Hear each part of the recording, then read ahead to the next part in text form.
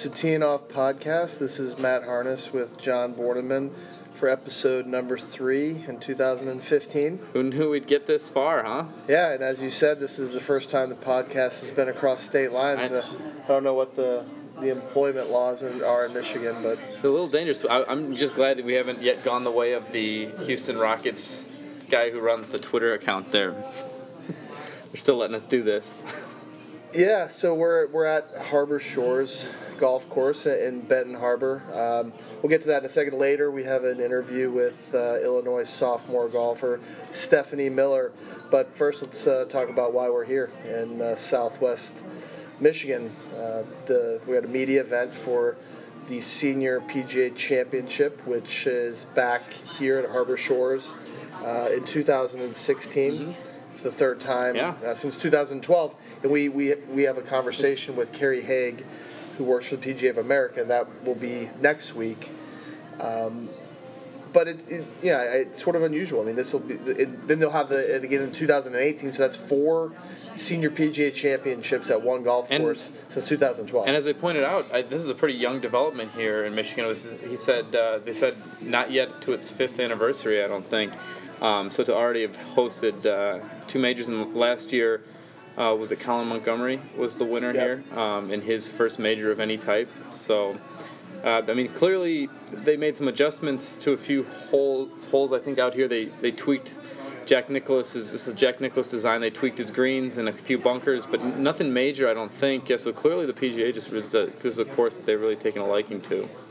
Yeah, I mean, PGA of America, probably a lot like maybe the USGA, seems to fall in love with certain golf courses. The PGA Championship is back at Whistling Straits this year. That's the 3rd time it's been there since 2004. Mm-hmm. They seem to go to Medina in the Chicago area every 5th year. If it seems like it works, why change it, I guess? Yeah, no, I mean, yeah, sorry, I lost my train of thought. We got done playing around a golf. We kind of got beat up. We're a little fried. I would never say a crossword to Jack Nicklaus to his face. Probably, I'd be too starstruck. But I said some crosswords about him on a few holes out there behind today. his back. Some of these greens out here are tricky, I will say. Just I'm gonna tease listeners here. I have video of John putting on top of the 10th green, and it doesn't probably do it justice how severe the slope is from top to bottom. There's just, I'm clearly hitting it on the 10th, the par 5 10th, hitting it on one level of the green versus the other. That's clearly it's a hazard. I mean, it's not you meant. Chipped it. It's not meant to be able to 2-putt, or there is no way to play it. I tried chipping it, at which point it ran 15, 20 feet past the hole and just into the rough. And then I tried putting it. It did the same thing. I mean, it's best case scenario from that. Yeah, area. Matt tried the shot and got it to stay on the green. But you still probably had a 12-footer. You played it way out to the right and took a secondary slope that brought it in from the left. And there's even a little backstop behind where the green was today. But when you're talking about a green that has secondary slopes, it's a little goofy. I can't say that I agree with Mr. Nicklaus on his decision to put that there, but what do I know? All I know is I'm bad enough to hit it up there when the flag's in a different spot, so it's probably my fault. But to be fair, the mitigating factor is the wind does blow pretty good over here, and really, we had to play the wind on every shot. Well, there was, I forget the hole. Was that that very long par 4 where you climbed back up, or was it not the long? Yeah, it was either 7 or 8. Par 4 plays straight into the wind. The green is elevated, and just beyond the green is Lake Michigan. Mm-hmm. And you had a fantastic shot. Probably my best shot of the day.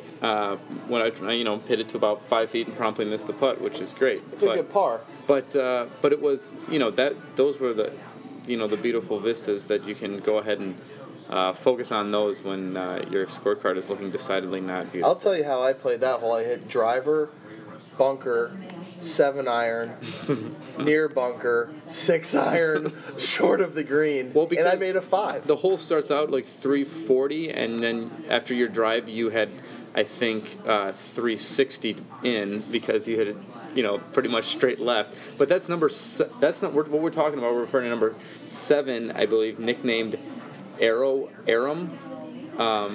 That must be Native American for very, very hard hole. and then the next hole, you're standing up on the bluffs. You look at Lake Michigan to your right, which it's not really in play, but you have the sand dunes that you're hitting down off the top of. It's this very beautiful point of the course, even as you're wishing that you could break your putter. And as we found out from the threesome in front of us, it's a place to spend 15 minutes taking pictures and saying, "Hey, sorry if we're holding you up." Even in a group of golf writers who you would think would know better, there's still some pitfalls. Sorry guys, we just had to take a photo shoot up there. Me and Matt may have snapped a few selfies up there ourselves, but we had to wait for them to clear out of the fairway.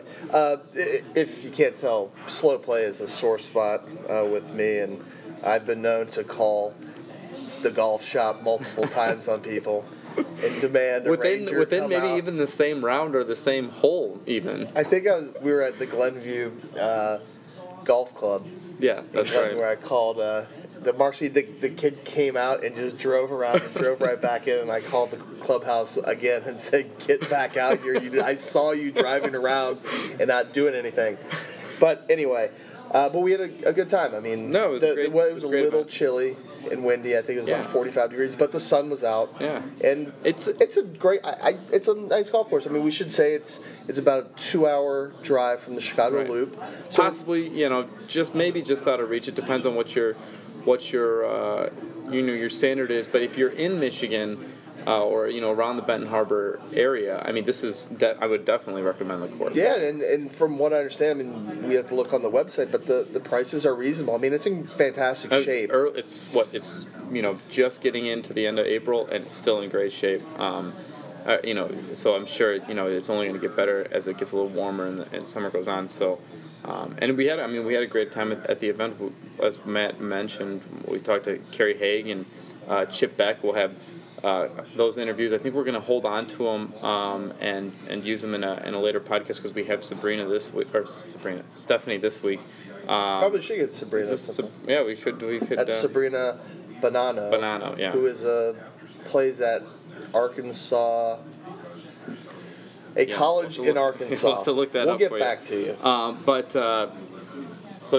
We'll hold those interviews. They were actually really good. And Kerry Haig, of course, could speak to the PGA Championship, coming up in Wisconsin later this summer. So, why don't we get to some golf headlines and national? Right now, the match play tournament is going on. It's in the second. Well.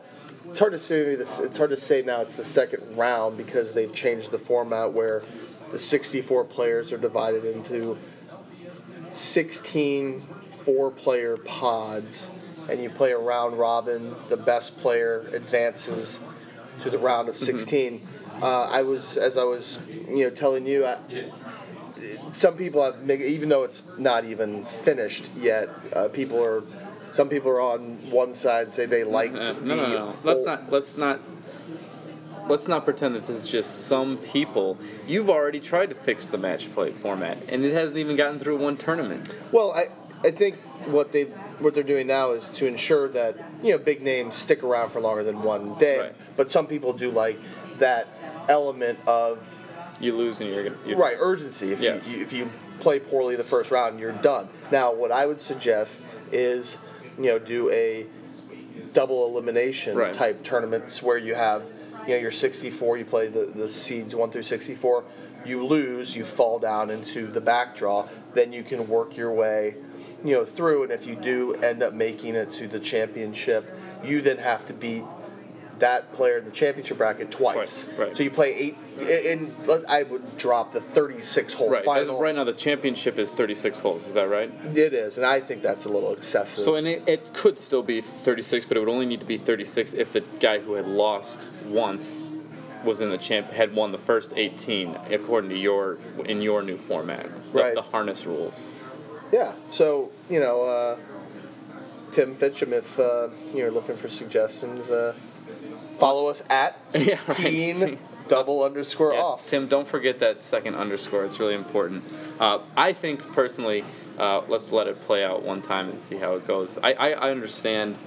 I mean, if having guys play more matches or guaranteed more matches keeps match play in some way on the tour schedule, then I'm all for it. So these guys will be playing for 3 days? Is it that they'll be playing? So the round robin ends tomorrow. Okay, on Friday.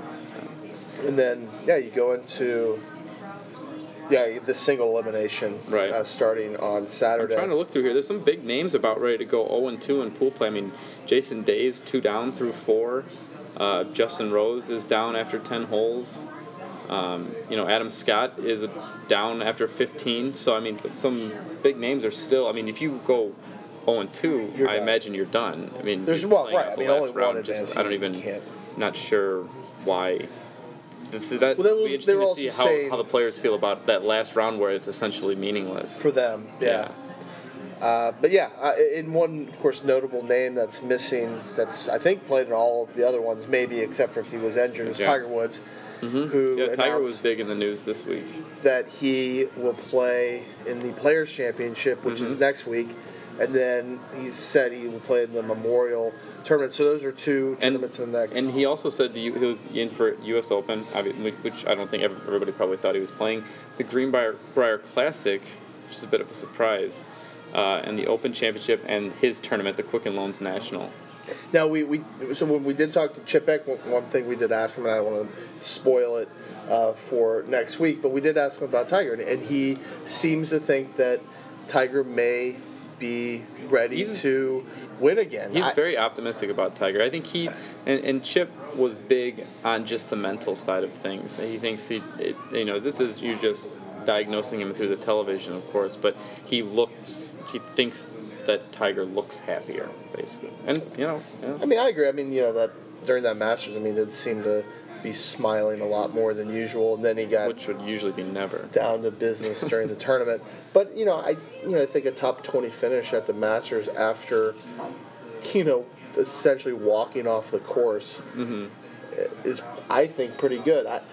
He's such a great talent. It's hard to bet against him. I mean, I'd like to see a few more good results before I say he's going to win another major. But I think he wins another tournament. I don't know if it's this year. But he is getting older. I mean, he turns 40 in December. But, Mickelson is one, after in his 40s. And he's starting to, he's playing more tournaments, maybe even dabbling in tournaments that he doesn't usually play. I mean, in the Memorial he plays, he's won, I'm looking at his website here, 5 times, 99, 2000, 2001, 2009, 2012, so he usually plays there. But the Greenbrier, this will only be the second time he plays there. So it'll be interesting to see, how he handles that. And he played there in 2012 and missed the cut. So it's not like that's a course that it's Old White TPC. And that's in early July. So it'll be interesting to see. I mean, at this point, he has to start playing in things to get that world ranking up and get, to make sure that he's qualified for all these things that he'd like to play in. Right. That's why he's not in this week. I mean, just simply didn't qualify. He's over 100 in the world rankings. Yeah, and, I don't know, we were talking about this, when some of his exemptions start to expire, he might not be getting into majors. I mean, he'll always get into the Masters. He'll get into any regular tournament that has a sponsor's exemption, because Tiger Woods. But any of these, these World Golf ones, you start thinking about qualifying for Ryder Cups. On the way down here, we talked about would Tiger Woods play a sectional qualifier for the U.S. Open? That would be. It would be uncool in the fact that it means that he hasn't gotten back to playing high-level golf and winning tournaments. It would be cool in the fact that anyone who made it, who signed up for his same sectional, could just possibly be paired with him. Yeah. I think it'd be cool. So I mean, he should slum it every once in a while. I mean, yeah, why not? So Chip was pretty optimistic, I thought. What about you? Do you think? Do you think Tiger gets a major this year? I mean, tied 17th at the Masters, but we talked about it. I mean, that is such a comfortable place for him. I feel like he can just go. He goes to that course and. It's like your Ravissol. Right. It's my version of Ravissol where I can shoot in the 70s there and struggle to break 100 everywhere else this season, which is not too much of an exaggeration, to be honest. But I don't. St. Andrews suits him very well. That's the place. I mean, the British Open is at St. Andrews. That's the place I think he would win if he's going to win one this year. Who knows? Seems like he's about this U.S. Open course, but ball well. I don't put anything past him. And the British Open can be a funky tournament because of the weather, and you get particular draws, so you can play it in the morning. And it's nice, and then if the afternoon crowd is playing in 40 degrees and rain and winds, so you can catch some breaks there. I think it was the year that Louis Oosthuizen won. He caught the best possible draw both days and just blew out the field. But I will say no, he does not win a major this year. I say he wins 2 more majors in his career. I'll say he doesn't win one this year, but if there was going to be one, it's going to be St. Andrews. He's won twice already, but it's just too soon. I haven't seen enough good golf from him. I would say hardly any at all. I would you saw basically one stellar round at the Masters where where if he would have had 4 of those, maybe we're talking, but. And as good as he played on the front nine, I think he only ended up shot 68, I think, which, I think Spieth shot that and it seemed like he wasn't really playing all that well, or shot 69 or something. I mean, you could make, a case that, Augusta could be truly a par 68 for most of these players. Right. I mean, these guys are, reaching these par 5s in 2 every time. 2, 8, 13, 15, all those are, so really, sure thing birdie just holes. say 68 is par for right. So. And by the way, we have this confirmed now. Sabrina Bonanno is at Arkansas Little Rock. So we had the state, just couldn't think of Little Rock. But sorry about that, Sabrina. We'll have to have our wells. I mean, speaking of local talent, Nick Hardy, who was on the podcast number 2, was the co-Big Ten champion. I have to as a freshman. We can mostly credit ourselves to that. I take all the credit for it. Well, we gave him a lot of confidence, I think. You make a big-time podcast like this, you start to feel like you're a player, and then you go out and win the Big Ten championship. Yes, I mean, just very similar to possibly, an interview with Tim Rosafort on the Golf Channel. But so Nick also, with the win, he was named Big Ten Freshman of the Year. Yeah. And was selected to the All Big Ten first team. Those Big Ten awards were all Illinois. Illinois. I mean, I think Mike Small won Coach of the Year. Player of the Year was from Illinois. There were 4 of the 6 golfers on the first team were from Illinois, which is fair considering how dominant they were. They won by 32. It was 32 shots. They were 19 under, or whatever it was. Either they were 19 under or 13 under, and I think they were 19 under, and the second place team was 13 over. So I mean, that's just a dominant performance. And they find out Monday where they will play in the NCAA regionals, which I believe starts May 14th. Okay. So they earned an automatic bid by winning the Big Ten tournament.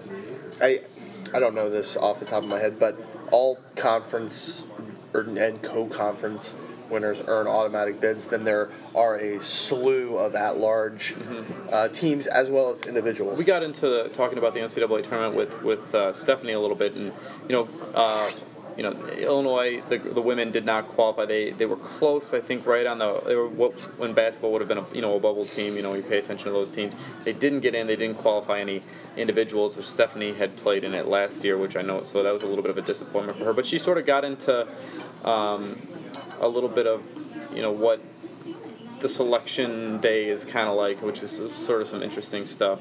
Well, the Golf Channel had it live. I mean, no, did they?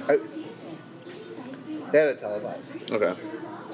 So it was. That she did talk about right. Sitting around the TV, watching it in real time, knowing, and then finding out that they didn't make it. And back to Nick just for a second. I mean, you talked to him. We followed his career. He's won plenty of high school tournaments, but this was a big win for him in terms of his biggest.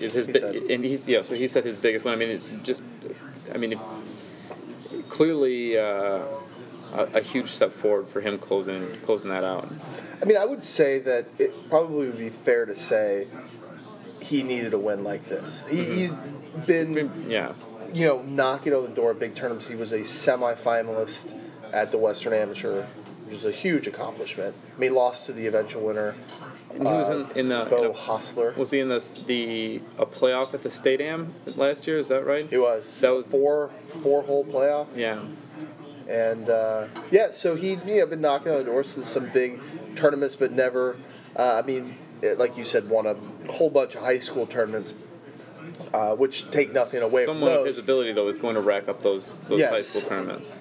So this, this could very well propel him. I mean, a lot of times, what people need to do is just kind of break through. I mean, when Phil Mickelson said, I don't want to just win one major. It's like I want to win a bunch of them, but you have to get that first one first, and then maybe that then you know how to win. You know what it takes. I mean, Nick didn't play his best on Sunday. He said that, but he found a way to win. And now he can draw on that experience going forward. And who knows? I mean, maybe he wins, the regional. Well, we'll see. How he does at the NCAA tournament. So, and certainly, and Illinois, if he does, he once again credit teeing off. Yeah, right. Well, we're talking him up now. Yeah, and he'll. The Illinois is a team that has national title hopes of their own. I mean, they're the top three team in the country. Favorites. I mean, they should be a factor. Deep into this tournament. So that'll be cool to see. Yeah. So now I think, sort of run through the headlines here. And as we talked with Stephanie Miller. I think we're going to kick it to that interview. Seems like a good time to me, right, Matt? Yep. All right. Well, here is Illinois sophomore Stephanie Miller. Okay, we're here with Stephanie Miller, 2013 Stevenson graduate. This is John Borneman with Matt Harness. Stephanie is in Champaign. Is that right, Stephanie? Yeah. How you doing? Good. We know your freshman year, sophomore year at Illinois just came to a close on Sunday at the Big Ten Championship. Is that right? Illinois 9th as a team, and you were tied 41st. Yeah, that's how we finished. So, is it true that we were looking through that? Unfortunately, y'all didn't receive a bid to the tournament. Is that correct? Yeah, that's correct. We watched the selection yesterday evening, and unfortunately, we did not make it, and we didn't have any individuals either. Oh no. Well, just tell us were you? That's a disappointing way to finish the season because I know you played at the NCAA's last year, but how did you play this weekend in Indianapolis? Were you satisfied with your round? Could you have done better? Did you get the most out of it that you could? No, to be honest, it wasn't the best, and I don't think any of us were really satisfied with how we played. Yeah, there were a couple good rounds. Grace Park had her round of 71, and same with Jan, and they came on days where it was good for us, but the rest of us didn't play as well, so it didn't really show for team score. Individually, I struggled a little bit with my short game, and conditions were tough on Saturday, and it's not an excuse or anything, but, everybody struggled, and some people really excelled. Like the Maryland girl shot 4 under that day, and, it could have been it was possible to shoot well, and it just didn't come together for me or all my teammates. Did you? I know that the Big Ten team champion gets the automatic bid. I'm not sure how the individual works, but did you feel that the team and you needed to play really well to get an automatic bid? Did you think there's a lot riding on the conference tournament? Well, we were ranked, I think, 58th going into the Big Ten Conference, and the top 60 teams usually go.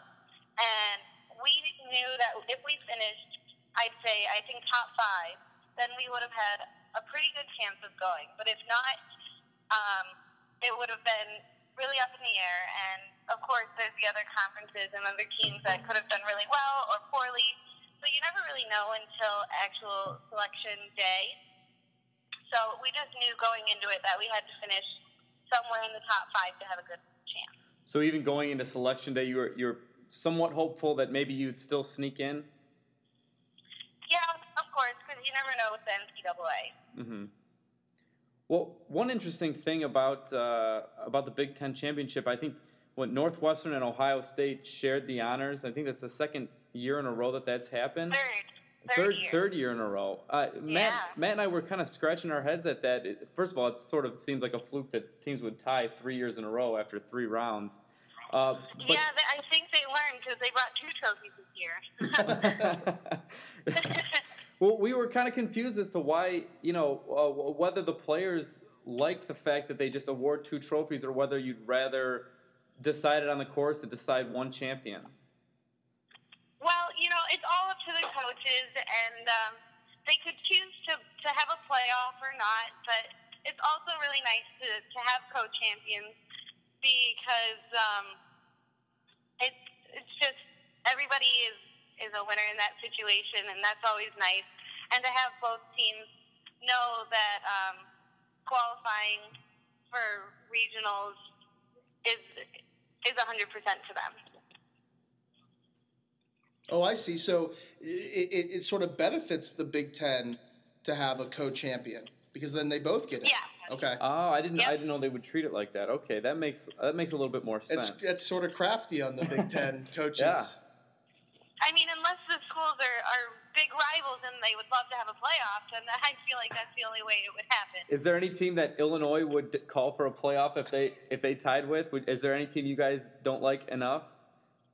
No, I think we're pretty peaceful, so I don't think we have a rival. Okay. All right. Well, Stephanie, I was looking through the stats page on Illinois' website. I saw you were the Big Ten Golfer of the Week on October 23rd and again on November 5th. A couple good results in a row for you. Tied second at the Hoosier Fall Invite and tied 10th at the Jim West Challenge. Was that the high point of your season? Yeah, the fall season was a little bit better for me than the spring season this year. It tends to be like that. I feel like because you come off of summer tournaments and summer golf, and you're fresh, you're hot, you're going, and you're in the mode of tournament play, and that's really something that pushes all of us and pushes us to have better scores because it's hard coming off of the winter and practicing inside and on fake grass. So spring's a little bit harder to get scores down and back into the mode of tournament play. So I'd say for me, the spring was less than spectacular, but fall season, getting both the awards that I did and playing how I did was a very big honor, of course, and just it's a nice feeling. Well, and there's a match play part of that Hoosier Fall Invite, is that right? Yeah, that was a new thing this year because the NCAA tournament is going to be a few rounds of stroke play and then it goes into match play. That's how the men have done it for the past few years, and they just switched so that we would be able to do it as well. So Clint, the Indiana coach who ran the tournament, thought it would be a good idea for us to get exposed to that kind of atmosphere and that kind of tournament play. So So it was kind of a different feel, and it was nice. It was different, and we really enjoy match play, as you can tell, because we excelled and we won the tournament. Right. But it's something that we all really excel in, so that's a good thing for us. So Matt and I are going to be paying attention to the match play on the men's pro tour this weekend. For you, match play or stroke play, what do you like better? It doesn't really matter to me because I feel like I just go out there and play my game no matter what, and it all falls together compared to everybody else. So I think match play does give me a little bit more of an edge because it is one-on-one, but I feel like I still have the same mentality as it would be for stroke play. Well, so what's next for you now that the season is over? Do you take some time off, or are you going to go right to the range and hit balls? Oh, no. I'm going to take about 5 days maybe or a week off, just to kind of to clear my mind, think about, and reflect on the season and the things I have to work on. Well, what would that, what parts, if you can, before the deep reflection, what would you say are some parts of your game that you've identified that maybe need some improvement? My putting. I can answer that just plain and simple. It is Everybody's putting. It's a very hard part. It's the simplest to talk about, but it's the largest part of your game. Golf is all about the short game, and if that is not on or is not ready for prime time, then it's hard to score. No. So my putting average has been 32 and 33 and 34, up there in the 30s, and pro tour events and the ladies and the men always are at 28, 29, maybe 27 if you have a really good season. And if your putting is 50% of your game, basically, almost 50%, then it's just so easy to take strokes off that way. When will your next tournament be? Do you have any on the schedule for this spring or even this summer? Yeah, I'm going to be playing in a couple qualifiers for the U.S. Women's Amateur and the U.S. Women's Open, and I think those are mid-June and July. Now, have you done either one of those before? Yeah, I played in the qualifiers. I made it to the U.S. Women's Amateur. I think that was 2012. So, I mean, it's been a few years, but I couldn't play in the qualifier last year for the U.S. Women's Open because I was going to regionals. And so I'm going to have that opportunity this year, which is good. Mm-hmm. I'm excited for that because I think, I'll be home for a couple weeks or maybe 2 weeks, not even, before that qualifier, and I can work with my coach and kind of fine tune things for summer tournaments. Who is your coach? Is it in the Chicago area? John Reese. Yeah, John Reese. He's out at Pine Meadows. Yeah, so you still play out at Pine Meadows? Yeah. Well, I know last year I think we checked in with you and you had sort of scaled back your tournament play just to sort of focus on your swing on the range. Do you expect to do that again going into your junior season, or are you going to play an active tournament schedule? I'm packing in a couple tournaments. I'm hopefully going to get a teaching job this summer for kids, so that will take up some time. But they're going to be flexible with my schedule, and the tournaments I'm in, they'll give me that time off. And I'm going to be playing in the Judson Collegiate event, which is a pro-am down in Georgia, so that'll be really fun. One of my teammates, Samantha Papillion, she played in it last year, and it's just a great opportunity because you play with these professional ladies or these ladies who have been playing for a really long time, and you just pick their brains and you get so much information from their experience, and it's just a wonderful opportunity to be able to play in this. Well, if you need restaurant suggestions when you're down there, Matt's from Georgia and won't shut up about it. So, really? I'm sure you can reach out. Where in Georgia is it? I asked him a couple questions. Roswell? Oh, yeah, okay. That's a suburb of Atlanta. I grew up in Dunwoody, just nearby. Oh, really? Yeah. How cool is that? Yeah. Well, so you go back. You mentioned that you're going to be doing some teaching now. Is that school teaching? Kind of. It's going to be out at Schaumburg, and I know one of their employees, like one of the kids that went to my coach, his dad works there, and he thought it would be a good opportunity for me to be able to just kind of hang out with the kids and teach them a couple things with their swing. And it's going to be a range of ages from 5 to 13 probably, and it's going to be with this new like up and coming just teaching aids called Shad Golf, and it's supposed to help the kids enjoy the game more. So it's bigger clubs or bigger balls, and different targets and colors and fun and games and Very cool. all the things that kids love.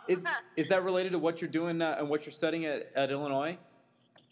Pretty much. I think sports management is all about that, fun and play and leisure, and it can be just basically anything. And I think golf is a really big part of that, especially with just all the options that you can do between teaching and running the pro shop, running events.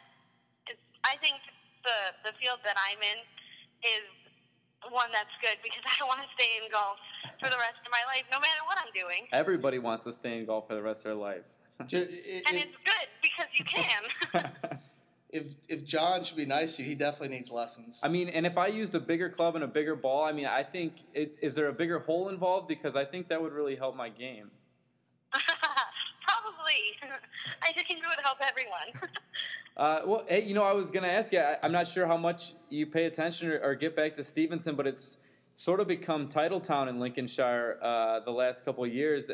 And I'm thinking you could probably take credit for that with a couple of state golf championships getting it started. Did you catch the football or basketball team this last year?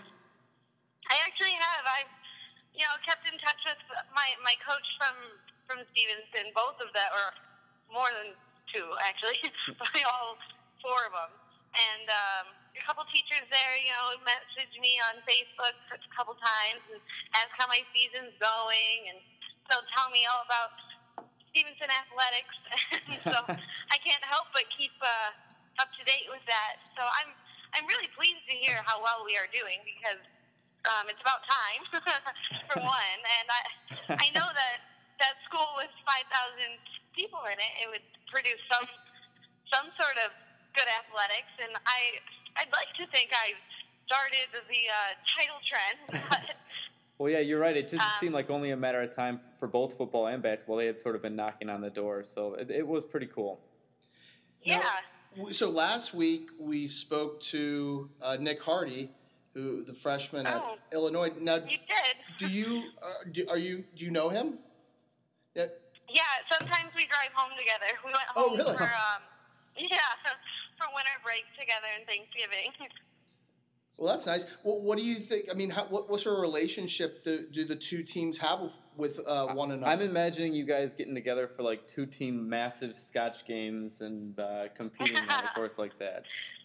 We actually don't really have time for much casual golf. I mean, we have scheduled practice, and usually one's before the other, or it's at a different place. So we don't really see them that much. Wintertime we do a little bit more because we're in the indoor facility, and you can't really go very far in the indoor facility. So there's a lot more time during off season where we just kind of get together. We'll go to practice together. Somebody needs a ride, or if you're just there and everybody's doing homework or hanging out. And the indoor facility we have, Immersion, is kind of our hangout. We're there all the time. Well, Nick couldn't really answer this for us last week. He didn't remember the details. But what is the best spot for late night food in Champaign? Oh, for late night food in Champaign. let me think. Best spot for late night food in Champaign. He had mentioned a barbecue place that he couldn't recall the name of. Matt thinks he stood outside of that place briefly at one time. Well, I was down. Barbecue place? It's Black Dog, maybe? Yeah, have Black Dog. Have you been there? Yeah, that place is good. It's a small little hole in the wall kind of thing, and Well, that's how all barbecue places are. Yeah, that's the good one. Right. Yeah, all hole in the wall ones are probably the best.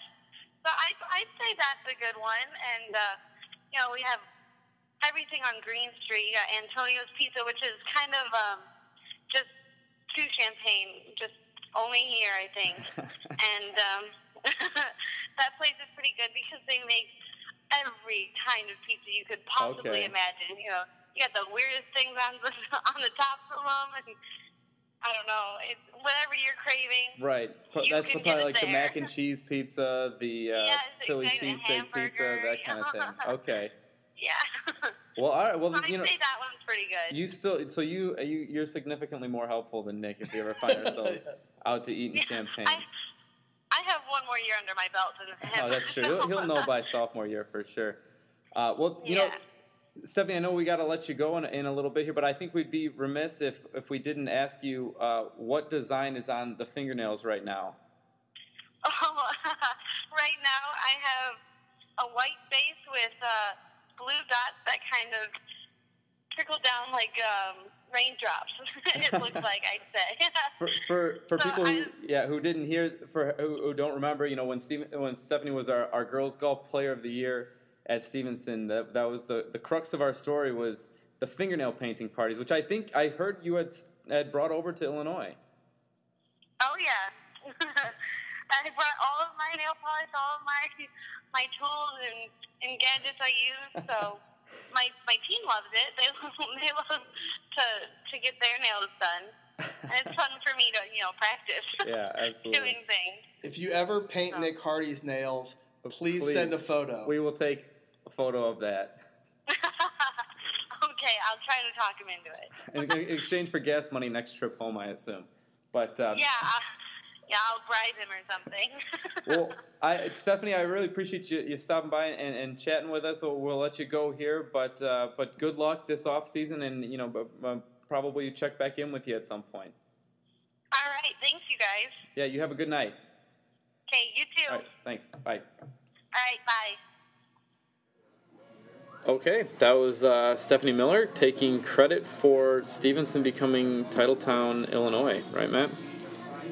Yeah, I was there sitting in Trish Betthauser's office interviewing Stephanie Miller after her state championship as a senior, and that seemed to kind of get the ball rolling. Yeah, so. I know you spent time with her for when she was player of the year for us, and I followed her at the state tournament as well. She's always been a fun interview, and so it was nice of her to take some time out and talk to us. So we're still in Michigan here. It's getting a little bit late. We've got a long drive back to Chicago, and we're pretty wind-whipped and tired. So we're going to wrap up this episode of the podcast. Before we go, Matt, it looks like podcast favorite Victor Dubuisson is about ready to go 0-2, essentially eliminating him from the match play. Who's your favorite? Who's your pick, I guess? I don't know. The favorite, obviously, someone like Rory. But that's not exciting. So who is your pick? I told you who I'm picking, so don't take my guy. Back and forth, and I'm going to pick Zach Johnson. Oh, I just told you Zach Johnson. No, I did say Kevin Na, and I said no, and I said Sergio, and I said no. You said not. You said not. I will pick a non-American. A non-American will win. Wow. Way to step out on the limb. Non-European as well. Non-American, non-European. Okay. All right, well. So take your pick. I am going to stand strong and go with Zach Johnson. I watched him a little bit yesterday. Good iron player. Seems pretty dialed in. I think he almost hold out 2 shots when that was just in the time that I was watching. So I'd like to see a Georgia Bulldog win it. They're Bubba Watson, Chris Kirk, Russell Henley, Harris English are all in the field. Are they all 0-2? I think Bubba's 2-0. So Yeah, I just think Bubba won't have enough concentration. English is 1-1, so he's got a chance. So is Kirk. I mean, so all the George boys are in the mix. I mean, it'll come down to tomorrow whether they win their last pool play match to see if they get through. You can't imagine anyone will get through at 1 and 2, obviously. But if my brother had a pick, he would take Hideki Matsuyama. Well, yeah, in our fantasy league, we have a extremely nerdy fantasy golf league, and he tries to ride the Asian golfers. I'm not sure exactly why he thinks that's a market inefficiency, but he goes there. So. I'm sure if we're lucky, he's lucky we don't pick this week. Henrik Stenson could win this. Yeah, I'm not asking you for like 10 names of people who. I'm not asking you for 10 names of people who could win it. I was asking you for one guy who would win. But anyway, time for us to hit the road. Hope you enjoyed episode 3 in 2015, the first one in a state other than Illinois. So we'll be on again next week. Again, as we said. Probably bringing you interviews with Chip Beck and Kerry Haig of the PGA of America. Until then, you can follow us at teeing__off. That's teeing__off. Or Matt Harness at Harness Preps. And me at John_Borneman. Thanks a lot. And these window panes, they're a prison cage. And I'm trying hard to recall the charm I saw at the outset. Oh, a big on a wave and a storm is coming. We need to be safe, God, please send us something. Damned if this ain't gonna change my mind about falling in love for another time. And it's all that I have to remember you by. But the end of the love's not the end of the line.